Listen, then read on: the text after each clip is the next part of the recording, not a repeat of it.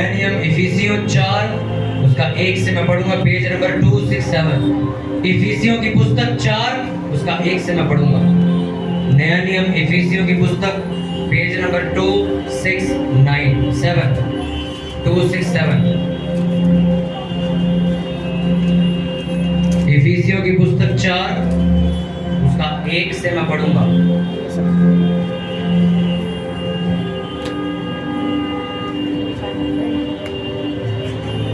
सभी जन निकाल लेंगे। इफिसियों 4 उसका 1 से हम पढ़ेंगे।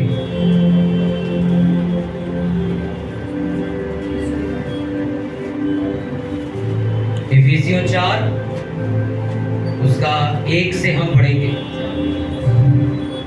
पेज नंबर 267 इफिसियों की पुस्तक 4 उसका पहला वचन मैं पढ़ूंगा। उसको मैं 16 तक पूरा पढ़ूंगा, उसको अंडरलाइन कर लेंगे। इसलिए मैं जो प्रभु में बंदी हूँ तुमसे विनती करता हूँ कि जिस बुलाहट से तुम बुलाए गए थे उसके योग्य चाल चलो, अर्थात सारी दीनता और नम्रता सहित और धीरज धरकर प्रेम से एक दूसरे की सह लो और मेल के बंधन में आत्मा की एकता रखने का यत्न करो। सब बोलो आमीन। 13वां वचन में पढ़ूंगा, इसी का 4 का 13।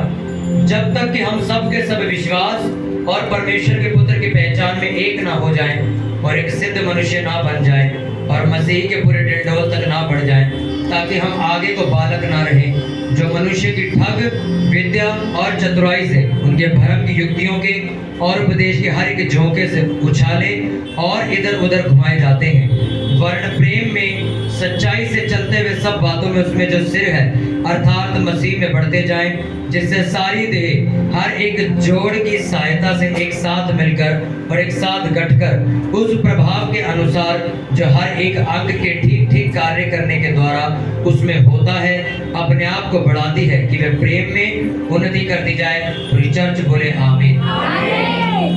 हालेलुया। इस वचन को मैंने 4 का 1 इसलिए पढ़ा, फिर उसके बाद 13 वचन इसलिए पढ़ा ताकि आपको मैं दोनों वचन समझा सकूं। उसका 4 उसका 1 में लिखा हुआ है, इसलिए मैं जो प्रभु में बंदी हूं तुमसे विनती करता हूं कि जिस बुलाहट से तुम बुलाए गए थे उसके योग्य चाल चलो, अर्थात सारी दीनता और नम्रता सहित और धीरज धरकर प्रेम से एक दूसरे की क्या करो, सह। उसके बाद जब मैंने 13वां वचन पढ़ा, उस वचन को पढ़ने के बाद उसमें लिखा कि तुम सब जन मिलकर मेल के साथ गठकर उस काम को करो जो परमेश्वर ने तुम्हारे लिए ठहराया, क्योंकि इससे तुम सबकी उन्नति होगी। हालेलुया। मैंने आपको लास्ट वेडनेसडे आपको बताया कि आपको क्या पढ़ना है, रोज क्या पढ़ना है, रोज कितने लोगों ने पढ़ना शुरू कर दिया? हालेलुया। जितना ज्यादा आप वचनों को पढ़ते हैं, जितना ज्यादा वचनों पर ध्यान केंद्रित करते हैं, बाइबल बता दी उतनी ज्यादा अगुवाई आपको मिलती है, उतना ज्यादा आप कंफ्यूजन से बाहर रहते हो, उतना ज्यादा आपके मसले आपके हाथ में हल रहते हैं। हालेलुया। अगर किसी को सामर्थ में बढ़ना हो तो उसके बारे में बाइबल में लिखा, किसी को अभिषेक चाहिए तो उसके लिए बाइबल में लिखा, किसी को अपने फाइनेंस में अपनी कमाई में बढ़ना है उसके बारे में भी बाइबल में लिखा है, किसी को अपने परिवार को कैसे बदलना है, कैसे उद्धार में लेके आना है, वो भी बाइबल में लिखा है। क्या क्या कौन सी चीज जो तुम्हें चाहिए, जो तुम्हारी जरूरत है, उसके बारे में कहाँ लिखा हुआ है? जोर से बोलो, कहाँ लिखा है? सोचो, अगर इसको पढ़ना बंद कर दिया जाए तो इंसान कितने नुकसान में चला जाएगा। हालेलुया। मैं जो आज आपको वचन समझाना चाहता हूँ, इस वचन को इतना ध्यान से सुनना कि ये वचन अगर आपने मिस कर दिया तो मैं आपको सच बताऊं, आप उस चीज को हमेशा के लिए आज खो दोगे जो चीज आपने उन पास्टर्स के अंदर, उन इवेंजलिस्ट के अंदर, उन वॉलंटियर्स के अंदर देखी, जिनको परमेश्वर आज बहुत बड़े तरीके से इस्तेमाल कर रहा थे। वो कलीसिया के आदमी पर आज वो इस्तेमाल बहुत बड़े तरीके से हो रहे। इस वचन को ध्यान से सुनो। उसने कहा, मैं प्रभु में बंदी हूं, तुमसे विनती करता हूं कि तुम में से हर एक क्या करे, अपनी बुलाहट के अनुसार, जिस बुलाहट के अनुसार वो बुलाया गया उसके अनुसार वो क्या करे, चले। हालेलुया। हालेलुया। जिस बुलाहट के अनुसार तुम बुलाए गए। अब बुलाहट किसे कहते हैं? बुलाहट उसे कहा जाता है कि जिस काम को करने के लिए परमेश्वर ने तुम्हारा चुनाव किया। कोई भी व्यक्ति चर्च फालतू में नहीं आया। आप लोग चर्च आए हो परमेश्वर की किसी न किसी योजना के लिए। मैं 2017 में गया था। उस वक्त में चर्च में कलीसिया में से दरी बिछाने का काम करता था, और उस वक्त अगर देखा जाए तो मैं भी ये कह सकता हूँ कि मैं चर्च गया क्यों। पर आज आपको पता मैं क्यों बुलाया गया? सेवा करने के लिए, लोगों को बचाने के लिए, रूहें बचाने के लिए। ये क्या हुई मेरी बुलाहट? मेरी परमेश्वर की योजना थी कि वो मुझे पास्टर की तरह इस्तेमाल करना चाहता था, मेरे परिवार को सेवा के लिए इस्तेमाल करना चाहता था। उसी तरह जब आप यहाँ बैठे हो तो एक एक की जिंदगी में एक बुलाहट जरूर होगी। किसी की वर्शिप करने की होगी, किसी की कुछ बचाने की होगी, किसी की लंगर बनाने की होगी, किसी की अरेंजमेंट करने की होगी, किसी की कैमरामैन की होगी, किसी की काउंसलिंग करने की होगी, किसी की चर्च को सजाने की होगी, किसी ना किसी का कोई ना कोई काम परमेश्वर ने जरूर ठहराया हुआ है जिसमें वो उसे उस्ताद बनाना चाहता है। हालेलुया। कितनों को बात समझ आ रही है? कोई भी व्यक्ति बिना बुलाहट के नहीं बुलाया गया, बिना योजना के नहीं बुलाया गया। उसकी कोई प्लानिंग है इसलिए तुम आज चर्च में बैठे हो। भले ही आज तुम्हें नहीं पता कि तुम आज यहाँ क्यों बैठे हो, पर आने वाले समय में वो साबित करेगा तुम यहाँ क्यों आए थे। 2017 में मुझे नहीं पता था कि मैं एक दिन ऐसा पास्टर बन के खड़ा हुआ कि इंडिया के लोग मुझे सुना करेंगे। सोचा होगा मैंने कभी? मैं तो सिर्फ चर्च देखने गया था कि वहाँ होता क्या है। समझो इस बात को जो मैं बता रहा हूँ। उसी तरह आज भी जब लोग चर्च में आते हैं, आप लोग जब चर्च में आते हो, आपको नहीं पता कि आपके साथ अगले 1 साल बाद क्या होने वाला है, अगले 6 महीने बाद क्या होने वाला है, अगले 2 साल बाद, 3 साल बाद क्या होने वाला तुम्हें नहीं पता। और मैं तुम्हें बता रहा हूँ, वो तुम्हें इतना ऊंचा खड़ा कर देगा जो तुमने जिंदगी में सोचा नहीं होगा। हालेलुया। क्योंकि उसने क्या कहा? जिस बुलाहट के अनुसार तुम बुलाए गए हो, उस बुलाहट के अनुसार चलना शुरू करो। मतलब अगर तुम्हें आज सिर्फ हिंट मिल जाए कि परमेश्वर मुझे प्रचारक करके खड़ा करना चाहता है, तो आज से क्या तैयारी शुरू कर दो प्रचार करने। उसने क्या कहा? जिस बुलाहट के लिए तुम बुलाए गए उसके योग्य, उससे मैच करती हुई चाल चलो। अगर एक इंसान को रेसलिंग जीतनी है, मुक्केबाजी की मुकाबलेबाजी जीतनी है, तो वो क्या करेगा? सारा साल छिड़ी छिक्के की प्रैक्टिस करेगा। क्या करेगा? वो बॉक्सिंग की प्रैक्टिस करेगा। क्यों? क्योंकि उसको पता है 1 साल बाद मेरा क्या है, कंपटीशन। वो सारा साल किसकी तैयारी करेगा? बॉक्सिंग की। कि वो रैकेट खेलना शुरू कर देगा, फुटबॉल खेल रहा है। क्या लिखा? जिस काम के लिए तुम बुलाए गए हो उसके अनुसार क्या करो, तैयारी करो। तुम प्रचार के लिए हो सकता है बुलाए गए, तुम एक बड़े मुकाम पर जाके वर्शिप करने के लिए बुलाए गए, तुम एक बड़ी जगह पर सेवा करने के लिए बुलाए गए, तुम बड़ी जगह पे परमेश्वर के लोगों के लिए खाना तैयार करने के लिए बुलाए गए, तुम एक बड़े लेवल में बहुत कुछ करने के लिए बुलाए गए। पर आज तुम्हें वो चीज दिखाई नहीं दे रही, तुम्हें सिर्फ हिंट दिख रहा है बस। 2017 में मुझे एक हिंट दिखा था और मेरे पास्टर ने कहा था कि थोड़ा सा प्रचार कर दो इसको, और मैंने उसको 10 मिनट का प्रचार किया था उस पे कि ढूंढो तो तुम पाओगे, मांगो तो तुम्हें दिया जाएगा, खटखटाओ तो तुम्हारे लिए खोला जाएगा। ये पहला वचन था जिसमें मैंने प्रचार किया था 10 मिनट के लिए। मुझे हिंट मिल गया वहां से, ये मेरी क्या है बुलाहट में, इसलिए चुना गया। मैंने बाइबल पढ़नी शुरू कर दी, मैंने प्रेयर करनी शुरू कर दी, मैंने फास्टिंग करनी शुरू कर दी, मैंने सीखना शुरू कर दिया कि प्रभु चाहता क्या है। आज सोचो वो काम जो हिंट था आज हकीकत में बदल गया। अभी जो मुझे हिंट पता है आज 2023 में कि 2025 में मैं यहाँ पहुंच जाऊंगा, उसकी तैयारी आज करूंगा मैं। हाँ मुझे पता कि मैं 1000 लोगों तक पहुंच जाऊंगा, तब मैं 800 लोगों तक इतने साल बाद पहुंच जाऊंगा। तो तैयारी कब होगी? आज। ये थोड़ी कल आपकी चर्च में 500 लोग आने वाले और आज अब तैयारी करो रात को बैठ के, नहीं। उसने कहा अपनी बुलाहट के योग्य चाल चलो। इसका मतलब जो तुम चाल चल रहे हो वो तुम्हारी बुलाहट से मैच नहीं खा रही। कितनों को बात समझ आ रही है? पौलुस का समझाने का प्रॉपर रीजन यही था कि जब उसने लोगों को देखा तो उसने कहा क्या जिस काम के लिए तुम चुने गए हो ना वैसी तुम्हारी जिंदगी नहीं है। सोचो पास्टर चुना गया रूहें बचाने के लिए, और वो कर क्या रहा है? शादियों में घूम रहा है, कभी पार्टी में घूम रहा है, कभी बारात में गया हुआ है, कभी घोड़ी के साथ साथ चल रहा है, कहीं भटूरे खा रहा है, कोई फास्टिंग नहीं, कोई प्रेयर नहीं, कोई बाइबल पढ़ने का समय नहीं। पर पास्टर चुना किस लिए गया था? देश बदलने के लिए। और उसकी जिंदगी से क्या करा पुरुष? लग नहीं रहा यार, तो उसने चुना गया।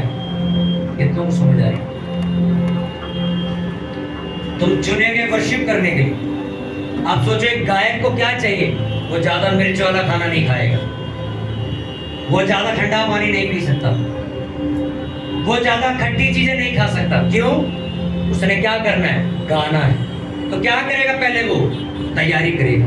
आप सोचो एक आदमी गोलगप्पे खा रहा है, तीखा खाना खा रहा है, ठंडा पानी भी पी रहा है और अपने दोस्तों कह रहा है कल मेरा शो है, मैंने गाना है, मैं गाना गाऊंगा। तो क्या कहेंगे? तो तेरे को देख के तो लगता नहीं तू गायक है। गायक तो अपने गले का बहुत ध्यान रखता है, उन्हें तो उजाड़ रखा है इसको। कितनों को बात समझ आ रही है? जब एक ब्याया हुआ आदमी सोचो काम नहीं करता, घर बैठा है, उसकी वाइफ जब तो वो आदमी मेरे दोस्तों को जाके कहता है कि मैं घर चलाता हूँ, तो उसका दोस्त कहता पैसे तो कमाता नहीं, घर कैसे चला रहा है? वाइफ ना रोटी बनाती है, ना घर की सफाई करती है, ना बच्चों का सही से संचालन करती है, पर बाहर क्या बोलती है? मैं तो हाउस वाइफ हूं। काहे की हाउस वाइफ? अरे तुम्हारी जिंदगी तुम्हारे काम से मैच नहीं हो रही। कितनों को समझ आ रही है? एक आदमी कहता है मुझे अफसर बनना है, मुझे कलेक्टर लगना है, और पढ़ाई वो करता नहीं, उससे मौज मस्ती चल रही है, फोन चल रहा है, क्रिकेट खेलने गया, तो क्या बोलेंगे लोग? ए तू अफसर बनना चाहता है, तेरी जिंदगी को देख के लगता बनी तो अफसर बनेगा। हाँ के ना?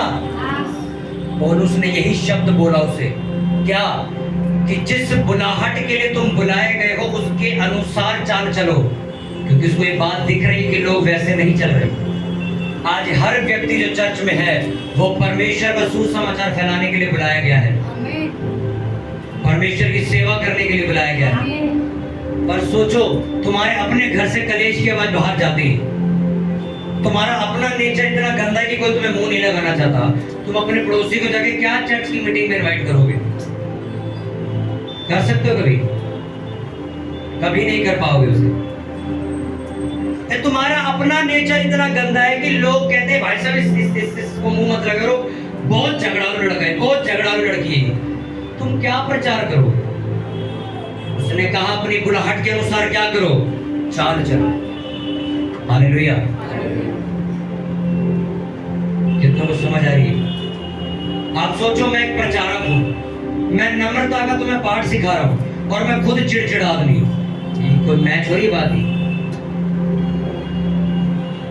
मैं छोटी छोटी बातें किलसता हूं, कलपता हूं, सड़ता हूं, बुझता हूं, कलेश करता हूं, गलत बोल देता हूं, अपने माँ बाप को भी कई बार गलत बोल देता हूं, तो मैं कौन से एंगल से प्रचारक हूं? आप सिर्फ इंटरनेट के लिए प्रचारक हो गए, असलियत में आपके अंदर कोई सामर्थ्य नहीं। आप इंटरनेट पे बहुत अच्छे वर्शिपर हो गए, पर एक्चुअल में अगर आपको घर आके देखा जाए तो तुम्हारे को मुंह ना लगाए कोई दोबारा। उसने कहा तो अपनी बुलाहट के अनुसार क्या करो? योग्य चाल चलो। तुम्हारी जिंदगी तुम्हारे चाल चलन से मैच होनी चाहिए। अगर आज दूर दूर से लोग हमें मिलने आते हैं, हमसे फोटो में खिंचाने आते हैं, तो वो अगर हमारे चर्च के लड़कों से पूछे तो वो बोल सकते हैं नहीं, हमारे पास ऐसी सारी बड़े बड़े चिन्ह चमत्कार वो अपने हाथों से करता था, पर चुना किस लिए गया था? लंगर बांटने के। बन क्या गया? एक चिन्ह चमत्कार करने वाला पास्टर, जिसको पत्थर मार मार के लोगों ने मार दिया था। चुना किस लिए गया था? लंगर बांटने के लिए। बन क्या गया वो? चिन्ह चमत्कार करने वाला। एक पास्टर की गवाही मैंने बताई थी आपको। एक पास्टर अपना घर एक लड़का जवान अपना घर बार छोड़ के एक पास्टर की चर्च में चला गया, कहता मैं यही सेवा करूंगा, कहते यही रहूंगा, यही सेवा करूंगा। कहते पास्टर ने उसको सेवा दी, पता है कौन सी? आज से जितनी पब्लिक आएगी सबके जूते साफ करेगा और ऐसे जोड़े बना बना के रखेगा। कहता ठीक है। पर वो खुद जो लड़का था वो इतनी प्रेयर करने वाला इंसान था, इतनी प्रार्थना करने वाला, वचन पढ़ने वाला इंसान था कि कोई भी उसके सामने मतलब इतना धर्मी नहीं था, पर वो काम क्या करता था? जूते साफ करके लगाने का। एक दिन एक मीटिंग रखी गई उस मीटिंग के अंदर 8,000 लोग आए और पास्टर ने किसी दूसरे पास्टर को बुलाया था प्रचार करने के लिए। एंड टाइम पे उस पास्टर ने मना कर दिया कि मैं नहीं आ पाऊंगा, मैं कहीं फंस गया हूँ। तो पास्टर ने कहा अगर मैं खुद जाके, जैसे कि मैंने किसी पास्टर को बुलाया, आपको बोला आप सब लोग आना, एक बड़े पास्टर आ रहे, अब वो आए नहीं, अब मैं ही प्रचार करने आ जाऊंगा, उसको नीचे उतार के रखते, बिल्डिंग बना के रखने की जरूरत नहीं पड़ जाती ऊपर। हालेलुया, कितना समझ आ रही है? अब अगर मैं ही प्रचार कर दूं तो तुम क्या करोगे? यार पास्टर ने पागल बना दिया। इसलिए पास्टर ने कहा वो पास्टर तो आने रहे, मैं प्रचार कर नहीं सकता, आप क्या करें? तो उसने कहा एक लड़का तुम्हारी चर्च में है, वो प्रेयर और बाइबल में अच्छा, उसको बोलो, वो प्रचार करेगा। वो पास्टर उस लड़के के पास गया जो जूते लगा रहा था, उसको बोला एक काम करेगा? कहता हाँ जी पास्टर जी बोलो। कहते प्रचार कर देगा स्टेज पे जाके? कहता मैंने तो आज तक प्रचार ही नहीं किया। कहते तेरे को वचन तो पता ही है, तूने यीशु मसीह के बारे में बताना है। कहते चलो ठीक है मैं चलूंगा। और वो उठा, वो गया और वहां पर उसने प्रचार किया। हालेलुया। प्रचार जब शुरू हुआ उस स्टेडियम के अंदर, बाइबल ऐसा बताती है वो स्टेडियम जो 8,000 लोगों से भरा था, सिर्फ प्रचार करने से लोगों ने नशे, व्यभिचार, गंदे काम सड़क पर वहीं खड़े होकर छोड़ दिए। कहते दोबारा नहीं करेंगे आज के बाद। और वो लड़का आज पता है कौन है? रेनहार्ड बोंके, इवेंजलिस्ट, इस दुनिया की सबसे बड़ी मीटिंग करने वाले, जिनकी चर्च में 18 लाख लोग आए थे। 18 लाख लोग लड़के की चर्च में आते हैं। अब 2019 में शायद 18 या 19 की बात है, वो मसीह में सो चुके हैं, उनकी डेथ हो चुकी है। सोचो एक लड़का जो जूते साफ करता था, आज उसकी चर्च इतनी बड़ी, 18 लोग 14 लाख। आपको सुनने में मजाक लग रहा है, 14 लाख लोग देख लोगे आप पागल हो जाओगे। झारखंडपुर में इतने लोग नहीं है जितने एक बार उसका वचन सुनने के लिए आते थे। और आप YouTube पे सर्च करना रेनाल्ड बोंके, आपको क्रूसेड वीडियो डली पड़ी है। लिखा कैमरे वाले ने बोला कि इससे आगे हम नहीं जा सकते, पब्लिक नजर नहीं आ रही है। कैमरे वाले ने कैमरा वापस बुला लिया, कहते इससे आगे नहीं उड़ा सकते हम ड्रोन कैमरा, पब्लिक खत्म नहीं हो रही। किलोमीटर के हिसाब से टेंट लगा, टेंट उतार दिया, कहते टेंट नहीं लग पाएगा यहाँ। कौन था वो लड़का? एक जूते साफ करने वाला। अब मैं आपको बताता हूँ ये हर किसी के साथ क्यों नहीं होता, मैं आपको आज इसका कारण बताता हूँ। यहाँ पे आज आप लंगर की सेवा दो। कितने बजे का टाइम है जी? 7 बजे लंगर बनता। आएंगे कब? 10 बजे, 9:30 बजे। अब बन जाएगा, मेरे पीछे बहुत लोग बैठे बनाने वाले, चलो अपना मस्ती में चले। अच्छा दरी बिछाने का टाइम सुबह 8 बजे बीत जाती, आए कब जी? 9:30 बजे आ रहे हैं। अरे तुम खुद अपनी दी हुई सेवा की इज्जत नहीं करते, कौन तुम्हारी इज्जत करेगा? बताओ। पास्टर कभी झूठ नहीं बोलता, आपको पता है? आपको पता है आज शाम को क्या होने वाला है? पास्टर को पहले बताओ। मैंने बोला तरपाल लगा देना, तरपाल लगाई दिया, बारिश आने वाली 2 मिनट के अंदर। अब तुम सोचो कि जिसका काम था वो क्या कर रहा था उसने। एक बार मैंने बोला एक बंदे को, मैं कहा सुबह 4 बजे तरपाल लगाएंगे हम, वो यही सो रहा था, आज से 1 साल पहले की बात है। मैं कहा बांध देना सब कुछ, ये तो सामान खराब हो जाएगा। और कहते ये कोई बात हुई 4 बजे, यार कौन उठ के बांधेगा, ये वो ऐसे वैसे। मैं कहा कलीसिया परेशान हो गई, मैं तुम्हें कह रहा हूँ 4। कहता चलो, उन्हें वैसी परेशान हो गए, बांध दी। 11 बजे मीटिंग शुरू होनी थी, 10 बजे तूफान आया बरसात के साथ, सड़कों पे पानी भर गया, इतनी बारिश आई और कलीसिया को कोई दिक्कत नहीं। और वो मेरा मुंह देख कर खड़ा हो गए, कहते गूगल तो कह रहा था कि आज बरसात आएगी नहीं। मैं कहा स्वर्ग के परमेश्वर ने हमें बताया कि बारिश आएगी। जब गूगल आपको जवाब नहीं देता तो परमेश्वर देता है। अब यही बात जो मैंने परसों कही थी, 5 दिन आप देखो भागते फिर रहे बार आंधी में, क्या फायदा? मैंने लोगों को बोला भी वर्शिप करनी, कोंगो बजाना ही बजाना है। 6:30 मीटिंग का टाइम है, 5:50 में चर्च में घुसे। कौन इज्जत करेगा तुम्हारी सेवा की? पास्टर की इज्जत क्यों है? सोचो, उसको पता है मैंने 2 बजे प्रचार करना है, 1 बजे मैंने शुरू करना, वो 1 बजे ही मिलेगा, वो यही मिलेगा। यहाँ बोलो जिस राशन का सामान काटना आ जाना, 7 बजे बोलो 9 बजे घुसेंगे, क्या सोच के? और भी लोग वो कर लेंगे यार, हो चुका होगा काम। अरे वो तो मैं खुद कहता हूँ, आप नहीं आओगे तो काम तो हो ही जाएगा, पर तुम्हारा क्या? तुमने जब अपनी सेवा की बेइज्जती करी तो तुम्हारी भी बेइज्जती की जाएगी। परमेश्वर ने लिखा, जो मेरी सेवा करता है मैं उसकी इज्जत करता हूं। क्या है तुम्हारी बुलाहट? माइक लगाने की? माइक वाला सोचो 1 घंटा लेट आ रहा है, उसको बोला और तेरी ड्यूटी क्या है? अजी ये बांधने की। तू कब है? वो तो आया नहीं। क्यों हर कोई उस लड़के की तरह जो जूते साफ करता था इतना बड़ा प्रचारक नहीं बना? हम लोगों को इज्जत करनी नहीं आती। आज मैं भी काम दे के भेजूंगा, संडे फिर मिट्टी होकर फिर रहेंगे। गायब हो जाएगी बस। कब आएंगे? 9 बजे। मेरे को, आपको क्या लगता है? मेरे को पता नहीं लगता आप कितने बजे आते हो। मैंने एक बंदे की ड्यूटी देख रखी जो तुम्हें चुपचाप देखता रहता है। मेरे को मैसेज कर देता है, ये बंदा इतने बजे आया, ये आदमी इतने बजे आया, ये लेडीज इतने बजे आई। और मैं क्या करता हूँ, मैं कहता धीरे धीरे इसको सेवा से निकालते रहो बाहर। इसको इतना निकम्मा कर दो, ये खुद सोचे कि मेरे पास कोई सेवा नहीं, इसको इतना बेकार कर दो। और लोग कहते हैं कि अरे हाँ काम हो नहीं गया सर, मैंने बोला हुआ पहले से। ये लेडीज जब है इससे पहले काम निपटा लिया दो, इसको मत दो, इसको कदर नहीं तो भगाओ इसको। यहाँ पे आप देखना, यहाँ पे सामान पड़ा होगा, चर्च पूरी धगाधक भरी है, काम पड़ा है, और लेडीज ही वो इशारे से देखती है, चले चलो बस ही जय मसीह की चलो। अरे मैं खुद बर्तन धोता हूँ इस चर्च में, मैं खुद बाथरूम धोता हूँ, इसलिए तो बढ़ रहा हूँ मैं। तुम देखो फिर अपने हाथ, तुम भाग रहे हो तो भागो फिर। मैंने सेवा करके कमा लिया जो कमाना था। मैं हमेशा लड़कों को कहता हूँ, कोई नहीं करना चाहता सेवा की गुत्थी मत पकड़ना, उसको जाने दो, हम रात को बैठ के कर लेंगे, कोई दिक्कत नहीं। मैं तुम्हारा सा बर्तन धुलवाऊंगा। मैंने देखा सामने इतना काम बड़ा लेडीज बैठी होती, उनको जाके बोलो बहन जी कर लो काम, हाँ करते। फिर कोई दूसरा टोके, अरे सिस्टर कुछ काम करा लो, हाँ हाँ करा दो। सिस्टर थोड़ा सा सीढ़ी वीढ़ी साफ करा दो, बहुत काम है, चलो दे पोछा, हाँ थोड़ा।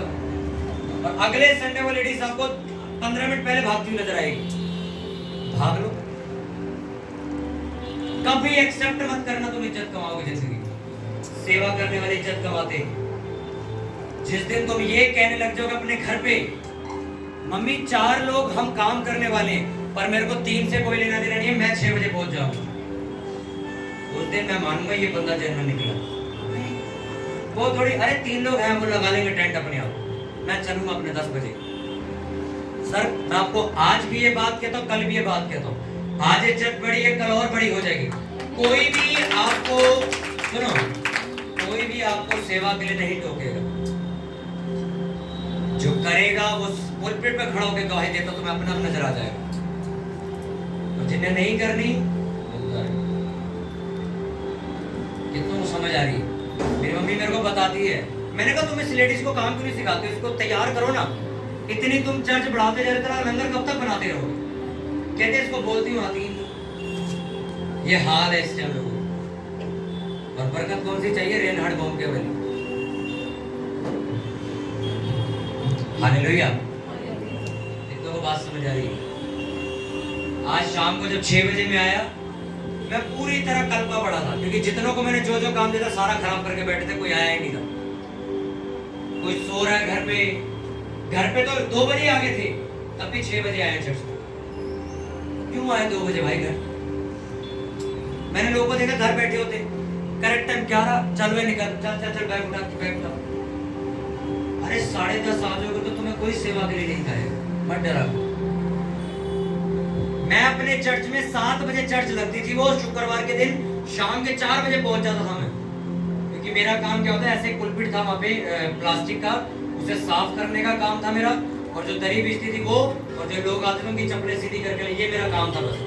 और मीटिंग जब खत्म होती थी 9 बजे, तो मेरी बहन का काम था, हम दोनों मिलके कप पतीले चाय बनती थी वो धोते थे। अरे वहां से आया हूं मैं यहाँ। आप नहीं भी करोगे काम, मेरे को सारी रात लगा और मैं सारे पतीले धोऊंगा, मैं यही कर करके पहुंचाऊंगा। भांडे मांझ के आए हम। पर अपना सोचो, उसने क्या कहा, अगर तुम सब मिलकर एक काम को करो तो तुम्हारी देह उन्नति करेगी। एक चर्च कब, भाई सामान पकड़ लो, टूटना नहीं चाहिए में। तुम्हारी चर्च, तुम्हारी जिंदगियां कब उन्नति करती है? जब तुम मिलकर काम करते हो। हालेलुया। आज मैंने सेवादारों में कमी देखी है। मेरे को 6 साल हो गए आज। मैंने आज तक कभी संडे को छुट्टी नहीं करी। क्यों? मेरी सेवा होती थी। आजकल के मैं सेवादारों को देखता हूँ, फोन करते शनिवार को, हम कल मामा के घर जा रहे हैं, हम नहीं आएंगे। हम कल बुआ के घर जा रहे हैं, हम नहीं आएंगे। हम चले गांव, हम 2 बुधवार नहीं आएंगे। यार हमारे जैसे बंदे नहीं रह गए यार।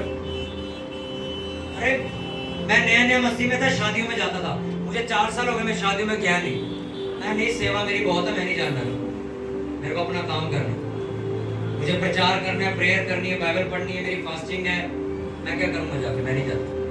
पर आजकल के सेवादार, क्यों पौलुस को लिखना पड़ा अपनी बुलाहट के अनुसार चलो। सर आपको सेवा दी गई है चर्च में, उस हिसाब से अपनी रिस्पेक्ट कमाओ चर्च में। चर्च के लोग ये लगे, अरे लेट लतीफ है, कभी नहीं, फोन कर करके बुलाओ तो आता ही। क्या इज्जत है तुम्हारी? मैंने आपको हमेशा कहा था, जब अपने बाप को तुम तू करके बोलोगे, ए इधर इधर, तो पूरे तुम्हारे यार दोस्त भी तू तड़ाक पे बोलेंगे तुम्हारे बाप। तुम सबके सामने करो, अरे पापा जी आप इधर आइए, तो तुम्हारे दोस्त भी इज्जत देंगे। उसी तरह जब तक तुम खुद अपनी सेवा की इज्जत नहीं कर सकते, कोई तुम्हारी सेवा की इज्जत नहीं करेगा।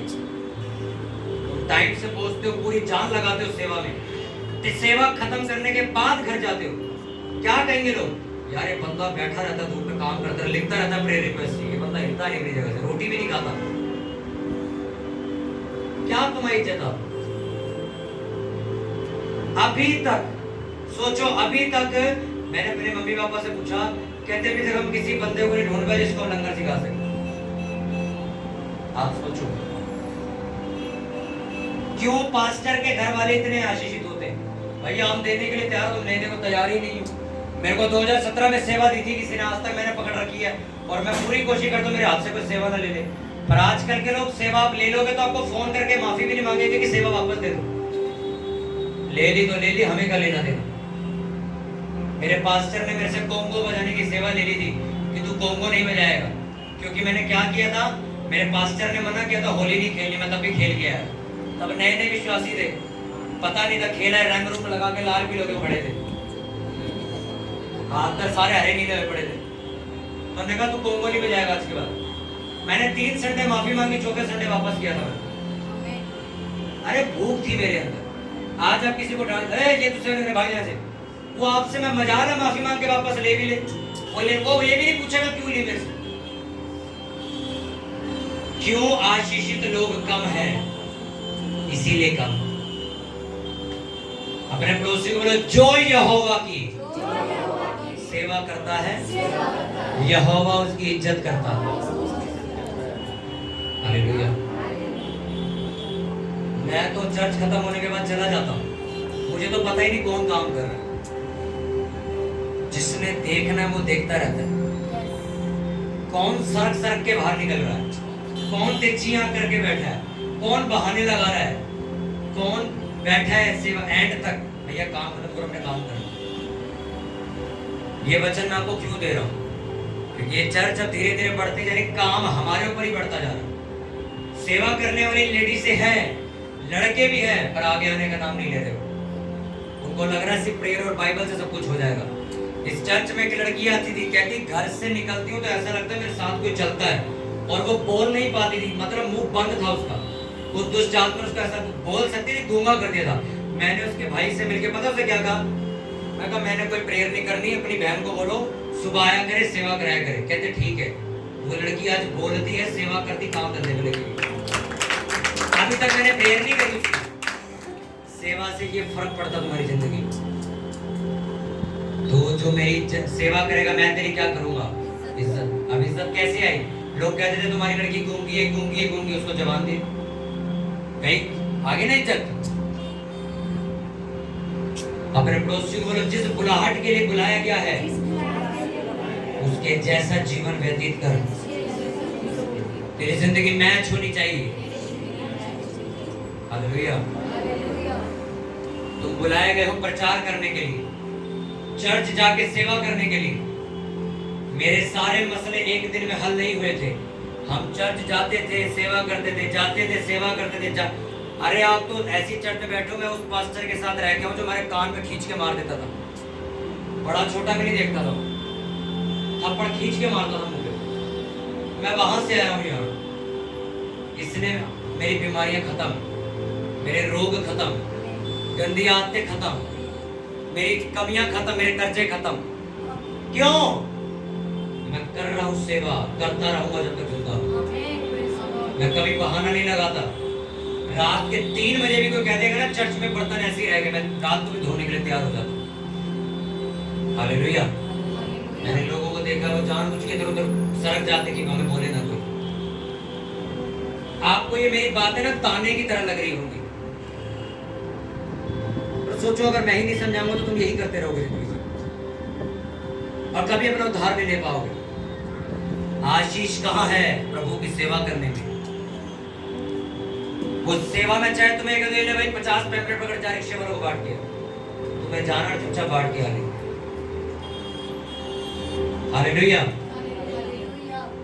अपने हाथों को उठाओ, अपनी जगहों पे खड़े होके प्रार्थना में जाते हुए सभी जन अपनी जगहों पे खड़े होके परमेश्वर जितना वचन मैंने सुना, आज इस वचन में परमेश्वर मेरी आंखों को खोला, मेरे मन को खोला कि मैं जिस बुलाहट के लिए, जिस काम के लिए, जिस सेवा के लिए चुना गया और बुलाया गया प्रभु, आज से मैं अपनी सेवा को इज्जत दूंगा। मैं पूरी इज्जत के साथ उस सेवा को पूरा करूंगा मेरे परमेश्वर। अपने हाथों को उठाओ ऊंची आवाज में प्रार्थना करते हुए अपने स्थानों, अपनी जगहों पे खड़े होते हुए। ये जितना वचन हमने सुना, ये वचन हमारी जिंदगी में 1000 गुना फल लेके आए। मेरे परमेश्वर, आज से हम पूरी ईमानदारी से किसी के ऊपर निर्भर होकर नहीं, अपनी सेवा पूरी करेंगे। हमारा विश्वास है तेरा वचन हमारी जिंदगी में पूरा होगा। मेरे परमेश्वर, तूने आज अपनी आत्मा के जरिए, अपने भवन के जरिए मेरी गलतियों को याद दिलाया। प्रभु मैं क्षमा मांगता हूँ कि मैंने प्रभु तेरी सेवा से मुंह नकारा अपना। आज के बाद कभी तेरी सेवा से मेरा हाथ पीछे नहीं खींचूंगा। उठाओ अपने हाथों को ऊंची आवाज में प्रार्थना करो, प्रभु मुझे माफ कर, मुझे अपनी सेवा के लिए इस्तेमाल कर। मैं जिस काम के लिए चुना गया हूं, मुझे इस काम के लिए इस्तेमाल कर परमेश्वर। थैंक यू लॉर्ड जीसस, धन्यवाद यीशु। सारी प्रार्थना प्रभु यीशु मसीह के नाम में मांगते पूरी चर्च बोले आमीन। जोर से हालेलुया बोले, हाथों उठाओ।